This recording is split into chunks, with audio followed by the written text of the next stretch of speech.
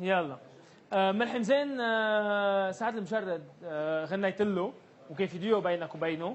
اليوم عم تتواصل معه ولا اخر مره تواصلت معه كيف كانت الاجواء؟ بلا في تواصل انا وياه لليوم. نعم. يعني من جوا في معه تليفون عم فينا نتواصل. عن جد معه تليفون يعني ولا؟ ايه معه تليفون. فينا نقول على الهواء؟ ايه اوكي. هلا مش عمري رقم التليفون بس انه معه تليفون. ما يسحبوا له التليفون هلا بس يعني بفرنسا وين ما حيسمعونا. في روميه بفرنسا؟ ليك سعد اللي صار معه منه سهل ابدا. منه سهل اللي صار. الديو بعدين بنحكي فيه، تسجل انه الديو بالاستوديو عند ميشيل فاضل وما يعني وقف كل شيء. اللي صار مع سعد منه عادي. سعد يعني كان شاغل الدنيا شو بقول شاغل الدنيا. بس هو غلط. لا هو غلط.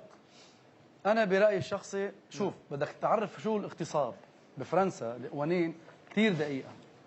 تمام. يمكن اذا ترجع لورا ما رجع تروح تشتكي عليه مثلا. نعم. تمام. بقى بالتالي بدك تشوف شو هو الاغتصاب، تعريف الاغتصاب شو هو. انه تطلع البنت فرنسيه يهوديه وانه يطلع الساعه 5 الصبح في حدا عم يصوره وهو رايح ياخذينه مكلبج، في شيء مش طبيعي. يعني انا برايي الشخصي والمتضررين من سعد كتار. خلينا نحصر بالمغرب العربي. خلينا نعتبر ان كان فنانين ان كان مما كان يكون صبي عمل حاله انه لا عمل حاله بالوطن العربي مش عاديه. يعني مين كان بيسمع مغربي؟ في مؤامره انعملت صارت عليه؟ يعني ما بدنا نقول مؤامره نكبر هالقد نعيش حاله المؤامره اللي عايشينها دائما نحن كعرب. نعم. خلينا نقول انه في فيلم تركب له للصبي. نعم. يعني في حدا بيعرف القوانين شو هي نشغل على الموضوع بهي الطريقه. هو كان موضوع قابل يعني لانه مش اول مره بتذكر بغض النظر. هلا بامريكا ما بعرف اذا ثابته ما في شيء ثابت لانه ما انحبس بامريكا. نعم. بامريكا قدر يطلع بدون اي شيء ما انحبس.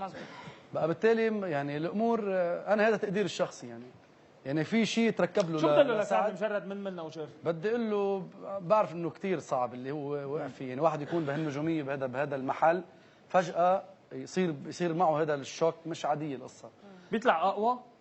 يعني هيك في ناس بتقول انه كل الرابرز كل الهول ضروري بالكارير تبعيتهم يعملوا حبس يعملوا هيك قصص يفوتوا يتوقفوا لانه هيدي بتعطيهم قوه شوي اكثر. ما بعتقد مش عنا هيك. مش عنا. يعني هي اذا لا سمح الله لا سمح الله وقفوك بفرنسا بقول لهم جسوي مالاد.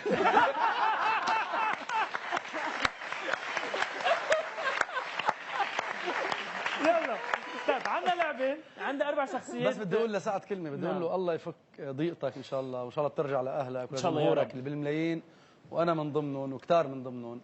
الله يقويك ودائما خلي الله معك وين ما كنت. انت سجلت ديو مع سعد؟ ايه